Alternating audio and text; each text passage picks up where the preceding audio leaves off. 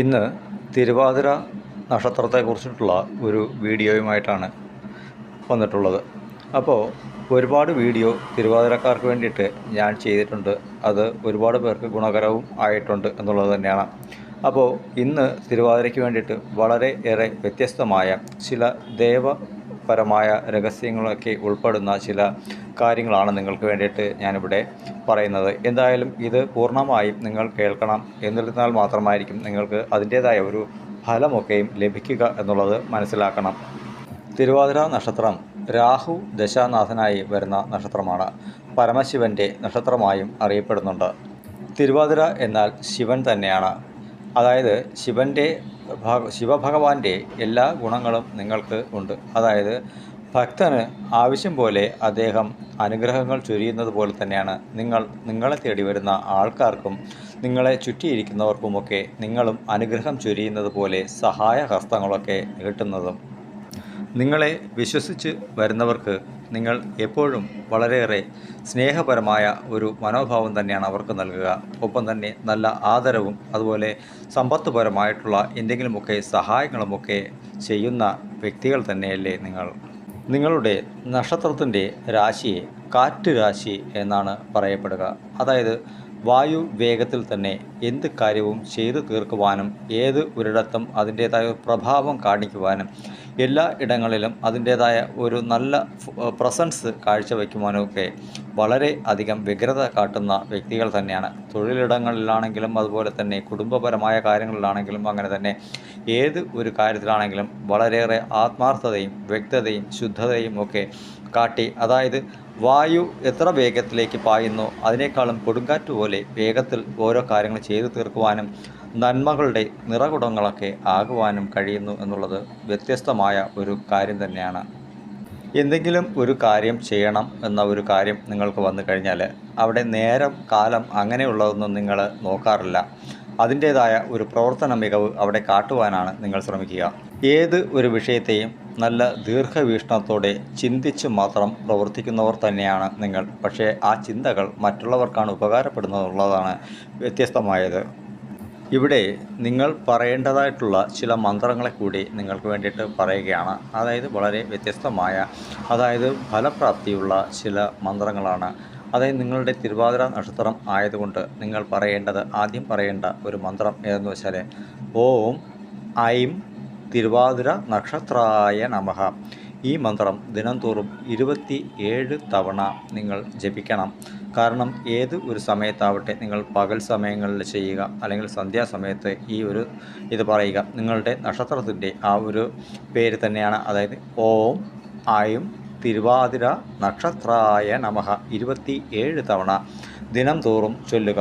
അതായത് മനസ്സിനുള്ളിലല്ല പറയേണ്ടത്, നല്ല ഉച്ചത്തിൽ തന്നെയാണ് പറയേണ്ടത്. മറ്റുള്ളവർ കേൾക്കുന്ന ആ ഒരു രീതിയിലല്ല, ആ ശബ്ദം പുറത്തേക്ക് വായുവിലേക്ക് എത്തണം എന്നുള്ളത് തന്നെയാണ്. നിങ്ങൾ ഏത് ഒരു പ്രവൃത്തി ചെയ്യുന്നതിന് മുന്നേയും ഈ ഒരു മന്ത്രത്തെ നിത്യവും ജപിക്കുക. തീർച്ചയായിട്ടും അന്നത്തെ ദിവസമൊക്കെയും നിങ്ങൾക്ക് വളരെ ഏറെ നന്മകൾ പ്രദാനം ചെയ്യുന്ന ഒരു ദിവസം തന്നെയായിരിക്കും. ഈ മന്ത്രം സരസ്വതി ദേവിയെ കുറിക്കുന്ന മന്ത്രമാണ്. ഐം എന്നത് സരസ്വതി ദേവിയെ കുറിക്കുന്നതാണ്.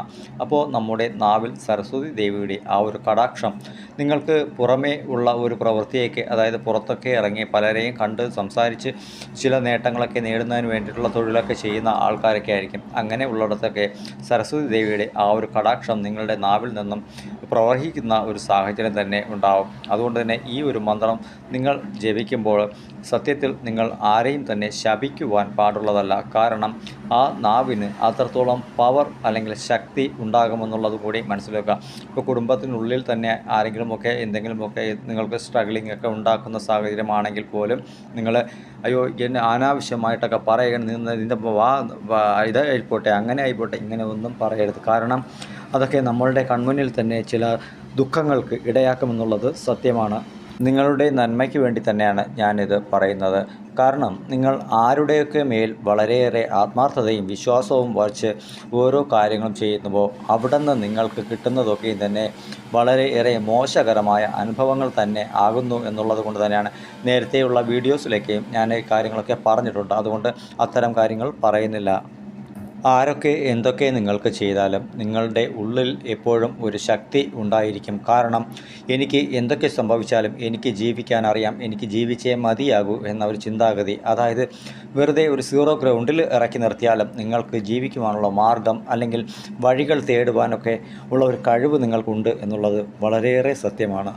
അതുപോലെ നിങ്ങളുടെയൊക്കെ കുടുംബത്തിൽ യോഗീശ്വരൻ്റെയൊക്കെ സ്ഥാനം എപ്പോഴും ഉണ്ടായിരിക്കുന്നത് തന്നെയാണ്. അപ്പോൾ അങ്ങനെ ഉള്ളതുകൊണ്ട് തന്നെ നിങ്ങൾ ഏത് ഒരു കാര്യം ചെയ്യുമ്പോഴും നിങ്ങൾ ചെയ്യേണ്ടത് നിങ്ങളുടെ പൂർവികരായിട്ടുള്ള ആൾക്കാരെ സ്മരിക്കുന്നത് നന്നായിരിക്കും. അതായത് അച്ഛൻ, അപ്പൂപ്പൻ ഇങ്ങനെയുള്ള അവരെയൊക്കെ ഒന്ന് സ്മരിച്ചുകൊണ്ട് അല്ലെങ്കിൽ ഒന്ന് ചിന്തിച്ചുകൊണ്ട് എന്തെങ്കിലുമൊക്കെ പ്രവൃത്തികൾ ചെയ്യുന്നത് വളരെയേറെ ഗുണകരമായ ചില നല്ല കാര്യങ്ങളൊക്കെ നിങ്ങൾക്ക് പ്രാപ്തമാക്കും. അവരുടെയൊക്കെ ചില ശാപങ്ങളോ അല്ലെങ്കിൽ അവരെ ചിന്തിക്കാതിരിക്കുന്നതോ ഒക്കെ നിങ്ങളുടെ ജീവിതത്തിലേക്ക് പല ദുർഘടകങ്ങളെയും കൊണ്ടു തരുമെന്നുള്ളതും കൂടി മനസ്സിലാക്കണം. ഇത് ഇങ്ങനെ പറയാനുള്ള കാരണം ഈ നക്ഷത്രക്കാരൊക്കെ ഒരു 40 വയസ്സൊക്കെ ആകുമ്പോൾ ഒരുമാതിരി സന്യാസി യോഗം പോലെയുള്ള കാര്യങ്ങളൊക്കെ ആയി മാറാറുണ്ട്. എന്തൊക്കെ നേടി ഞാൻ, എന്തൊക്കെ ചെയ്തു എല്ലാവർക്കും വേണ്ടിയിട്ട്, എന്നിട്ടും എനിക്ക് എൻ്റെ ഈ ഗതി എന്ന ചിന്താഗതി എപ്പോഴും പ്രാപ്തമാകും. അത് പ്രാപ്തമാക്കുന്നത് നമ്മുടെ പൂർവികരായിട്ടുള്ള അവരുടെ ആ ഒരു ചിന്താഗതികളും അവരുടേതായ ആ ഒരു പ്രസൻസ് നമ്മൾ ഉൾക്കൊള്ളാത്തത് കൊണ്ടും കൂടി ആണ്. അവിടെ ജാതിയും മതമൊന്നുമില്ല. ഏതൊരു ജാതിയിലും മതത്തിലുള്ളവരാണെങ്കിൽ തന്നെയും അവരവരുടേതായ രീതിയിൽ ഏതെങ്കിലും ഒരു വ്യക്തി ഇതുപോലെ അവരുടേതായ ദൈവത്തെ നന്നായിട്ട് പ്രാർത്ഥിച്ച് മുന്നോട്ട് പോയ ആൾക്കാരൊക്കെ ആയിരിക്കും. അപ്പോൾ അങ്ങനെയുള്ളവരെയൊക്കെ സ്മരിക്കാതെ ഇരിക്കുന്ന ഒരു സാഹചര്യങ്ങളൊക്കെ ഉണ്ട്. അപ്പോൾ അത് ഇവിടെ നമ്മൾ പൂർണ്ണമായിട്ടും പാലിക്കണം. കാരണം അവരെ സ്മരിക്കേണ്ടത് വളരെയേറെ അത്യാവശ്യം തന്നെയാണ്. അതായത് ഗുരുവിൻ്റെയൊക്കെ ആ ഒരു അനുഗ്രഹം നമുക്ക് ലഭിക്കണമെങ്കിൽ, നമുക്ക് ഒരു നന്മ ലഭിക്കണമെങ്കിൽ തീർച്ചയായിട്ടും ഈ ഒരു കാര്യം നിങ്ങൾ ചെയ്യണം. വളരെ പൈസ ചിലവൊന്നുമില്ലാത്ത ഒരു കാര്യമല്ല ഇതൊക്കെ. 10 പൈസയ്ക്ക് പൂജ ചെയ്യേണ്ട, ഒന്നും ചെയ്യണം, ഒരു സ്മരണ മാത്രം. എൻ്റെ അപ്പൂപ്പൻ ഇതിനതുപോലെയൊക്കെ ഇരുന്ന ആളാണ് എന്ന് ഒരു ചിന്ത മാത്രം മതി. ഈ ഒരു ചിന്ത നിങ്ങളെ വിജയത്തിലേക്ക് എത്തിക്കും. മുൻപ് ഞാൻ പറഞ്ഞിട്ടുണ്ട്, വജ്രത്തിളക്കമുള്ള കണ്ണുനീരുള്ള വ്യക്തികളായ തിരുവാതിര നക്ഷത്രക്കാരെ എന്ന് ഞാൻ പറഞ്ഞിട്ടുണ്ട്. അപ്പോൾ അത് സത്യം തന്നെയാണ്. കാരണം നിങ്ങളുടെ രാശിയുടെ ആ ഒരു ഇത് സ്റ്റോണായിട്ട് വരുന്നത് അല്ലെങ്കിൽ നിങ്ങളുടെ രാശി പവർ എന്ന് പറയുന്നത് വജ്രമാണ്. അപ്പോൾ നിങ്ങൾക്ക് വജ്രം ധരിക്കാൻ കഴിയുന്നവർക്ക് വജ്രം വാങ്ങി ധരിക്കാം. ചെറിയ പെൺകുട്ടികളൊക്കെ ആണെങ്കിൽ അവർക്ക് ചെറിയ രീതിയിലൊരു മൂക്കുത്തിയോ കമ്മൽ ഇങ്ങനെയുള്ള എന്തെങ്കിലും ചെറിയ കല്ലൊക്കെ വാങ്ങിച്ച് ധരിക്കാം. ഇതൊന്നും ധരിക്കാൻ പറ്റിയില്ലെങ്കിൽ മൊബൈൽ ഫോണിലെങ്കിലും നിങ്ങൾക്കൊരു വജ്രത്തിൻ്റെ ഒരു പിക്ചറെങ്കിലും നിങ്ങളുടെ ആ ഒരു ഇതിലേക്ക് സ്റ്റോർ ചെയ്ത് വയ്ക്കാം. അല്ലെങ്കിൽ വജ്രത്തിൻ്റെ ഒരു പടമെങ്കിലും വാങ്ങി പാഴ്സിൽ സൂക്ഷിക്കാം. അപ്പോൾ ഇങ്ങനെ എന്തെങ്കിലുമൊക്കെ ഒരു കാര്യങ്ങൾ ചെയ്യുന്നത് ഗുണകരമായ നല്ല മാറ്റത്തെ ഉണ്ട്. പോസിറ്റീവായൊരു എനർജി വൈബ് നമുക്ക് എപ്പോഴും ഉണ്ടാകും. ഇപ്പോൾ സ്വന്തമായ തൊഴിൽ ചെയ്യുന്ന സ്ഥാപനങ്ങളൊക്കെ തിരുവാതിര നക്ഷത്രക്കാരൊക്കെ ഇട്ടിട്ടുണ്ടെങ്കിൽ നിങ്ങൾ ഒരു ദൈവത്തിൻ്റെയും ചിത്രങ്ങൾ അവിടെ വയ്ക്കേണ്ട യാതൊരുവിധ ആവശ്യങ്ങളുമില്ല. നിങ്ങളുടെ ആ ഒരു അറയിൽ അല്ലെങ്കിൽ ആ ഒരു സ്ഥാപനത്തിൽ നിങ്ങൾ വയ്ക്കേണ്ടത് നല്ല തിളക്കമുള്ള ഒരു ഡയമണ്ടിൻ്റെ ഒരു ചിത്രം. അതായത് അവിടെ വെളിച്ചം അടിക്കുമ്പോൾ അത് റിഫ്ലക്റ്റ് ചെയ്യുന്ന രീതിക്ക് എന്തെങ്കിലും ഒരു ഡയമണ്ടിൻ്റെ ഒരു ചിത്രം മാത്രം വച്ചാൽ മതി. അതിൻ്റെ ഒരു പ്രഭാവം നിങ്ങളിലേക്ക് വളരെ ഏറെ നല്ല രീതിയിൽ തന്നെ ഒരു പോസിറ്റീവ് എനർജി ഉണ്ടാക്കുന്നതാണ്. ആ സ്ഥാപനത്തിലേക്ക് വളരെയധികം മുന്നേറ്റങ്ങളൊക്കെ നിങ്ങൾക്ക് ഉണ്ടാക്കിയെടുക്കുവാനും കഴിയുമെന്നുള്ളതിന് യാതൊരുവിധ തർക്കവുമില്ല. കാരണം നിങ്ങളുടെ കണ്ണുനീർ തുള്ളികൾ അത്രത്തോളം എഫക്റ്റഡാണ്, പവർഡാണ്. ആ തുള്ളികൾ, കണ്ണുനീർ തുള്ളികൾ എവിടെയെങ്കിലുമൊക്കെ വീഴുകയാണെങ്കിൽ ആ ഇരിക്കുന്ന ഇടത്ത് ഒരുപാട് ബുദ്ധിമുട്ടുകൾ അവിടെയുള്ളവർക്ക് അനുഭവിക്കേണ്ടി വരുമെന്നുള്ളത് വളരെ സത്യമാണ്. അപ്പോൾ ഈ കണ്ണുനീർ തുള്ളികൾ തന്നെ നിങ്ങളുടെ കണ്ണുനീർ തുള്ളി തന്നെ ആ വെയിലത്തൊന്ന് കാട്ടിക്കഴിഞ്ഞാൽ അതിൻ്റേതായ ഒരു പ്രഭാവം നിങ്ങളുടെ കണ്ണുകളുടെ ആ തിളക്കവും കൂടിയാകുമ്പോൾ വല്ലാത്ത ഒരു എഫക്റ്റാണ് അവിടെ ഉണ്ടാവുക. അപ്പോൾ റിഫ്ലക്ഷൻ എന്ന് പറഞ്ഞൊരു കാര്യം നിങ്ങൾക്കുണ്ട്. നിങ്ങൾ എവിടെ പോയിരുന്നാലും അവിടെ മറ്റുള്ളവർക്കൊരു റിഫ്ലക്ഷൻ ഉണ്ടാക്കി എടുക്കുമെന്നുള്ളത് നിങ്ങളുടെ ഈ നക്ഷത്രത്തിൻ്റെ ഒരു പവറാണ്. ശിവഭഗവാന്റെ ആ ഒരു പവറും അതുതന്നെയാണ്. അദ്ദേഹത്തിൻ്റെ മുൻപിൽ മറ്റുള്ള ഈശ്വരന്മാരൊക്കെ ഒന്ന് വണങ്ങുന്ന ഒരു സാഹചര്യമാണ് നമ്മളെപ്പോഴും കണ്ടിട്ടുള്ളത്. അപ്പോൾ അതുകൊണ്ട് തന്നെ കണ്ടിട്ടുള്ളതെന്ന് സിനിമയിലൊക്കെ കണ്ടിട്ടുള്ളൂ, അതാണ് ഞാൻ ഈ പറയുന്നത്, നേരിട്ട് കണ്ടിട്ടില്ല. അപ്പോൾ ഈ ഒരു വൈബ്രേഷൻ അത് നമുക്ക് ഉണ്ടാക്കിയെടുക്കാനായിട്ട് കഴിയും. പിന്നെ നിങ്ങൾ പറയേണ്ട ഒരു മന്ത്രം ഓം നമഃശിവായ മന്ത്രമല്ല തിരുവാതിര നക്ഷത്രക്കാർ പറയേണ്ടത്, രുദ്രമന്ത്രത്തെയാണ് പറയേണ്ടത്. ഞാൻ ഇടയ്ക്ക് അതിൻ്റെയും ഒരു വീഡിയോ ചെയ്തിരുന്നു. നിങ്ങളുടെ രുദ്രമന്ത്രത്തെക്കുറിച്ച് നിങ്ങൾ പ്രാർത്ഥിക്കേണ്ട ദൈവം നിങ്ങളുടെ കണ്ണുനീരിന് വിട നൽകിക്കൊണ്ട് എന്ന് പറഞ്ഞിട്ടൊരു വീഡിയോ, അതിൽ രുദ്രമന്ത്രത്തെക്കുറിച്ച് പറഞ്ഞിട്ടുണ്ട്. ഈ രുദ്രമന്ത്രമാണ് നിങ്ങൾക്ക് എപ്പോഴും ഫോഴ്സ്ഡ് ആയിട്ടുള്ള ഒരു ഇത് തരുന്നത്. വജ്രം നിങ്ങൾക്ക് ആ ഒരു എനർജി, അതായത് ഒരു പവർ, എല്ലായിടത്തും ചെന്ന് നിൽക്കുവാനുള്ള ഒരു പവർ നിങ്ങൾക്ക് നൽകുമെങ്കിൽ രുദ്രൻ്റെ മന്ത്രം സർവ്വ ഇടങ്ങളിലും നിങ്ങൾക്ക് ഒരു കവചമായി പ്രവർത്തിക്കുകയും ചെയ്യുന്നു. അതായത് കുടുംബപരമായി ഒരുപാട് പേർക്ക് ബുദ്ധിമുട്ട് അനുഭവപ്പെടുന്നുണ്ട്, കുട്ടികളില്ലാതെ ബുദ്ധിമുട്ട് അനുഭവപ്പെടുന്നുണ്ട്, അപ്പോൾ തൊഴിലിടങ്ങളിൽ ബുദ്ധിമുട്ട് അനുഭവപ്പെടുന്നുണ്ട്. മൊത്തത്തിൽ നിങ്ങൾ ചെയ്യുന്ന നന്മകളെല്ലാം നിങ്ങൾക്ക് വിനയായി വരുന്നത് 99% അങ്ങനെ തന്നെ. ഇതിൽ 1% ആൾക്കാർ മാത്രമാണ് ഞാൻ ഈ പറയുന്ന പല കാര്യങ്ങളും അവർക്ക് അങ്ങനെയൊന്നും സംഭവിക്കുന്നില്ല എന്ന് പറയുന്നത്. കാരണം ലഗ്നത്തിൽ വരുന്ന ചില മാറ്റങ്ങൾ അവർക്ക് അങ്ങനെ ചില നന്മകളൊക്കെ നൽകുന്നു എന്നുള്ളത് സത്യമായ ഒരു കാര്യം തന്നെയാണ്. അപ്പോൾ അവർ അങ്ങനെ പറയുന്നതിൽ തെറ്റൊന്നുമില്ല. അപ്പോൾ ഇവിടെ രുദ്രൻ്റെ മന്ത്രം പ്രാർത്ഥിച്ചു കഴിഞ്ഞാൽ, അതായത് ശിവൻ്റെ മറ്റൊരു ഇതാണ് രുദ്രൻ എന്ന് പറയുന്നത്. അപ്പോൾ ഇത് എങ്ങനെയാണെന്ന് വെച്ചാൽ, നിങ്ങൾ പുലർച്ചെ അല്ലെ രാവിലെ എഴുന്നേറ്റ് കുളിച്ച് നല്ല ഫ്രഷായതിനു ശേഷം ചെയ്യേണ്ട ഒരു കാര്യം സൂര്യ ഉദയമാണ്. അപ്പോൾ സൂര്യൻ ഉദിച്ചു കഴിഞ്ഞാൽ സൂര്യദേവനെ വണങ്ങേണ്ടത് വളരെയേറെ അത്യാവശ്യമാണ്. അപ്പോൾ സൂര്യഭഗവാനെ വണങ്ങി പ്രാർത്ഥിച്ചതിന് സൂര്യ ഉദയത്തിന് ശേഷം അടുത്ത് വരുന്ന 45 മിനിറ്റ് നേരം രുദ്രഭഗവാന്റെ ആ ഒരു സമയമാണ്, രുദ്രദേവൻ്റെ സമയമാണ്. ശിവക്ഷേത്രങ്ങളിലേക്ക് നിങ്ങൾ പോകുമ്പോഴാണെങ്കിൽ അറിയാനായിട്ട് കഴിയും ആ രുദ്രൻ്റെ ആ ഒരു ടൈമിങ്ങിലുള്ള പൂജ സമയങ്ങൾ. അപ്പോൾ അത് കണക്കാക്കി തന്നെയാണ് പുലർച്ചെയുള്ള പൂജകളൊക്കെ ശിവക്ഷേത്രങ്ങളിലൊക്കെയും നടക്കുന്നത്. അപ്പോൾ ഈ രുദ്രൻ്റെ ഈ ടൈമിൽ നിങ്ങൾ പറയേണ്ടത് രുദ്രമന്ത്രം മാത്രമാണ്. അതായത് അതിൻ്റെ മറ്റു വരികളൊന്നും അറിയില്ലെങ്കിൽ ഓം രുദ്രായ നമഃ, ഓം രുദ്രായ നമഃ, ഓം രുദ്രായ നമഃ. ഞാനിത് വേഗത്തിൽ പറഞ്ഞുവെങ്കിൽ നിങ്ങൾ മെല്ലെ പറയണം ഓം രുദ്രായ നമഃ. ഈ ഒരു ടോണിൽ നിങ്ങൾ പറയുക എങ്കിൽ അതിൻ്റേതായ ഒരു നല്ല ഫലം നിങ്ങൾക്ക് ഉണ്ടാകുകയും ചെയ്യും. ഇത് പരീക്ഷണമല്ല, സത്യമായ കാര്യമാണ് ഞാൻ പറയുന്നത്. 10 പൈസ നിങ്ങൾക്ക് ചിലവില്ല, പൂജകളില്ല, കർമ്മങ്ങളില്ല, മന്ത്രങ്ങളില്ല, എല്ലാം നിങ്ങളുടെ നക്ഷത്രത്തിൽ എഴുതിയിട്ടുള്ള ആ കാര്യം തന്നെയാണ്. അതായത് പൊതുവിൽ ഇതൊന്നും തന്നെ അങ്ങനെ ആരും പറയാറില്ല, എന്നിരുന്നാലും നിങ്ങൾക്ക് വേണ്ടി പറയുന്നു എന്നേ ഉള്ളൂ. തിരുവാതിരക്കാർക്ക് വേണ്ടിയിട്ട് പ്രത്യേകമായ ഒരു അനലൈസിങ്, ഞാൻ തിരുവാതിര നക്ഷത്രക്കാരനൊന്നുമല്ല, അങ്ങനെയൊന്നും ചിന്തിച്ച് പറയരുത്. ഞാൻ എല്ലാ നക്ഷത്രങ്ങളെക്കുറിച്ചും സംസാരിക്കാറുണ്ട്. മന്ത്രങ്ങളൊക്കെ പറയുമ്പോൾ മനസ്സിൽ പറയുവാൻ പാടുള്ളതല്ല. ആ ശബ്ദം കാറ്റിൻ്റെ ആ ഒരു ഇതിൽ നമ്മൾ പുറത്തേക്ക് തന്നെ വിടണം. അതായത് ശബ്ദം പുറത്തേക്ക് തന്നെ വരണം. അത് ആ പ്രപഞ്ചത്തിലേക്ക് നിങ്ങളുടെ ശബ്ദം, ആ മന്ത്രോച്ചാരണങ്ങൾ അലിഞ്ഞു ചേരണം. അപ്പോൾ മാത്രമാണ് ആ ഒരു കവചം, ഭഗവാന്റെ ഒരു കവച ബന്ധനം നമുക്ക് ലഭിക്കുക. നിങ്ങളൊക്കെ തന്നെ മാംസാഹാരങ്ങളൊക്കെ കഴിക്കുന്ന വ്യക്തികൾ തന്നെ ആണെങ്കിൽ തീർച്ചയായിട്ടും വ്യാഴാഴ്ച ദിനവും ശനിയാഴ്ച ദിനവും ഈ 2 കാര്യങ്ങളും തീർച്ചയായിട്ടും ഒഴിവാക്കണം. കാരണം ഈ മാംസാഹാരങ്ങൾ, അതായത് ഇറച്ചി, മീൻ, മുട്ട അങ്ങനെയുള്ള പദാർത്ഥങ്ങളൊന്നും തന്നെ വ്യാഴാഴ്ചയിലോ ശനിയാഴ്ചയിലോ കഴിക്കാതിരിക്കുന്നത് ഗുണകരമായ മാറ്റങ്ങൾ നിങ്ങളുടെ ജീവിതത്തിലേക്ക് കൊണ്ടുവരികയും ചെയ്യും.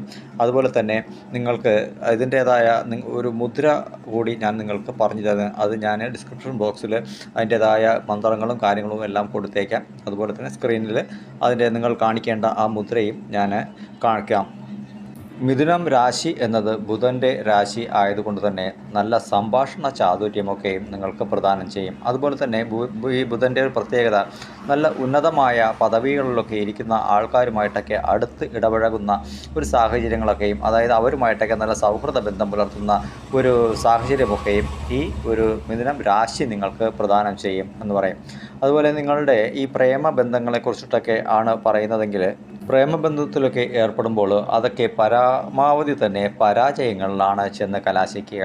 ഒന്നുകിൽ അത് നടക്കാതെ പോകും, അല്ലെങ്കിൽ കുടുംബപരമായ രീതികളിൽ അവിടെ പ്രശ്നങ്ങളൊക്കെ ഉണ്ടാകുന്ന ഒരു സാഹചര്യങ്ങളൊക്കെ ഉണ്ടാകും. പൊതുവിൽ ഇങ്ങനെ പ്രേമബന്ധത്തിൽ അഥവാ വിവാഹം കഴിഞ്ഞാൽ പോലും അത് ഏതെങ്കിലും വിധത്തിൽ പിരിച്ച് മാറ്റി വയ്ക്കുന്ന ഒരു സാഹചര്യങ്ങളൊക്കെ ഉണ്ടാകും. രണ്ടുപേരും 2 വഴിക്കാക്കി വയ്ക്കുന്ന സാഹചര്യങ്ങളൊക്കെ അവിടെ ഉണ്ട്. അപ്പോൾ ഈ ഒരു കാര്യത്തിൽ നിങ്ങളെപ്പോഴും വളരെയേറെ കരുതലെടുക്കണം. കാരണം ഇത് നിങ്ങൾക്ക് പറഞ്ഞിട്ടുള്ള കാര്യമല്ല. സ്നേഹം ഒരു ഇതായിട്ട് നിങ്ങൾ കാണുന്നുവെങ്കിലും മറ്റുള്ളവരാൽ എപ്പോഴും തന്നെ പിരിഞ്ഞ് മാറേണ്ട ഒരു സാഹചര്യം ഉണ്ടാകുമെന്നുള്ളത് സത്യം തന്നെയാണ്. ജാതകത്തിൽ ശുക്രൻ്റെ സ്ഥിതി നല്ല രീതിയിലൊക്കെ ആണെങ്കിൽ അതിലൊക്കെ ചില മാറ്റങ്ങളൊക്കെ ഉണ്ടാകുമെന്നുള്ളതിനും തർക്കമില്ല.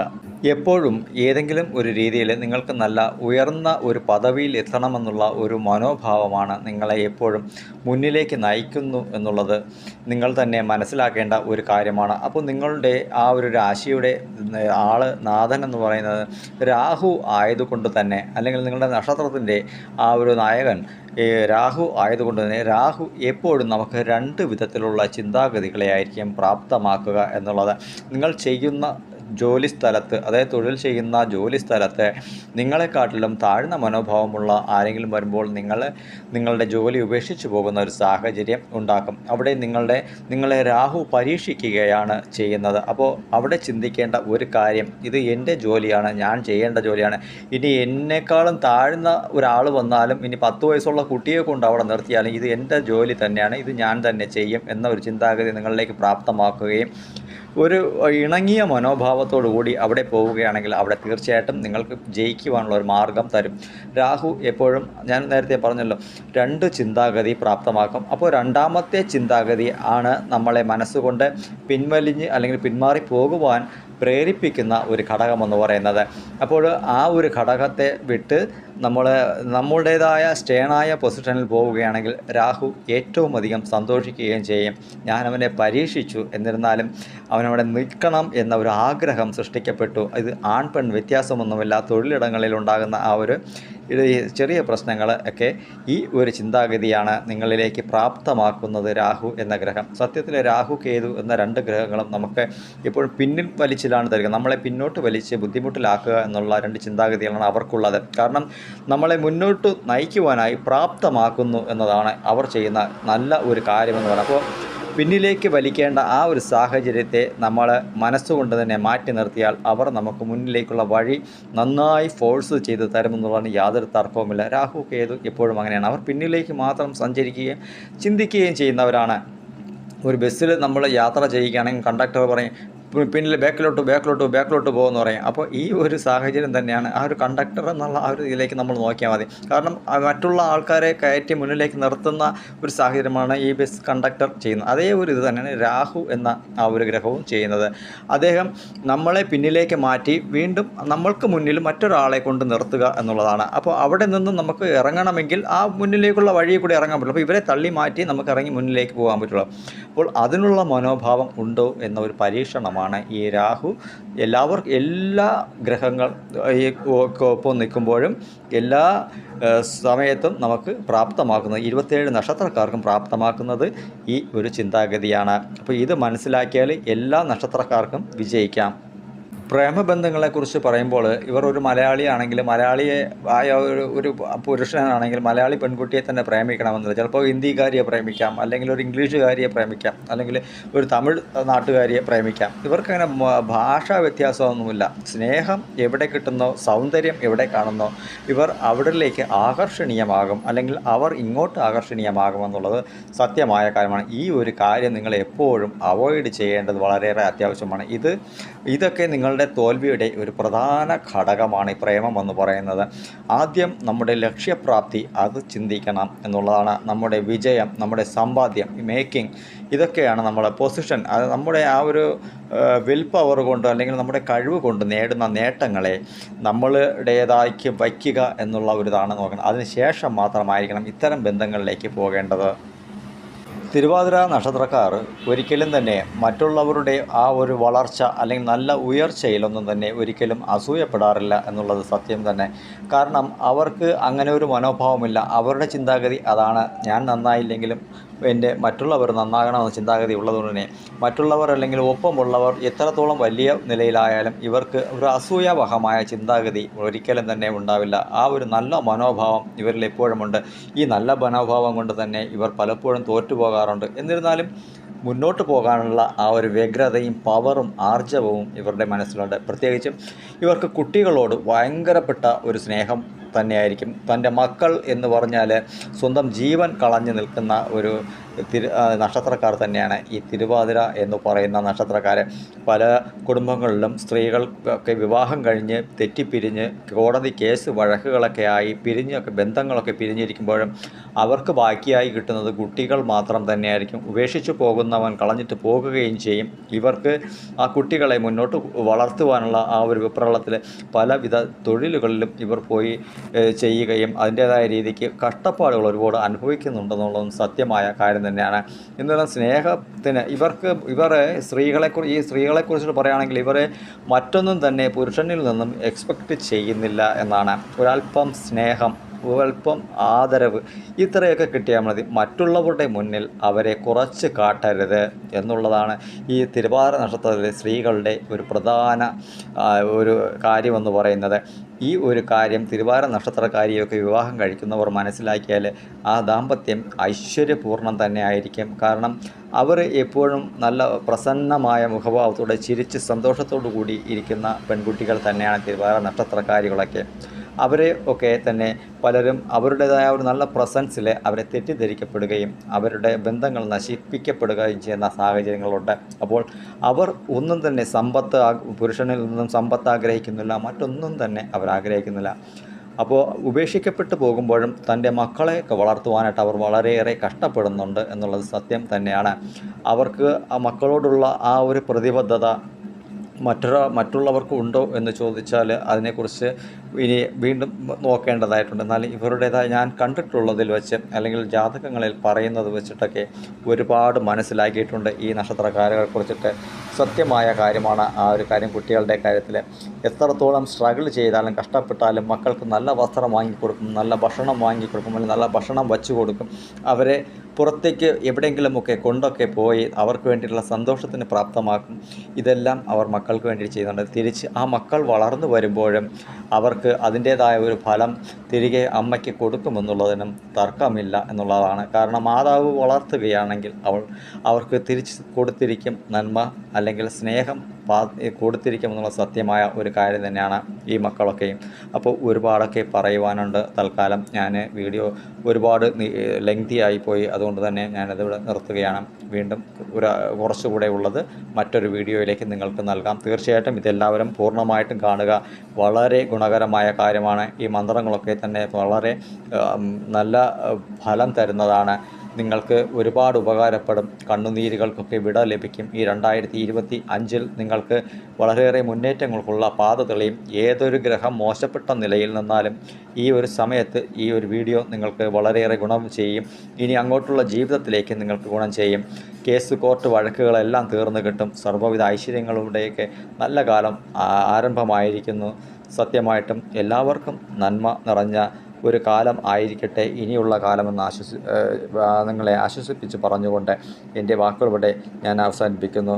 ക്രിയേറ്റീവ് വീഡിയോസിൻ്റെ ഈ ഒരു ആദരമായ നല്ല വാക്കുകൾ നിങ്ങൾ കേൾക്കണം. നിങ്ങൾക്ക് വേണ്ടിയിട്ട് മാത്രം തന്നെയാണ് ഞാൻ ഏറ്റവും കൂടുതൽ വീഡിയോ ചെയ്തിട്ടുള്ളത്. ശുഭം.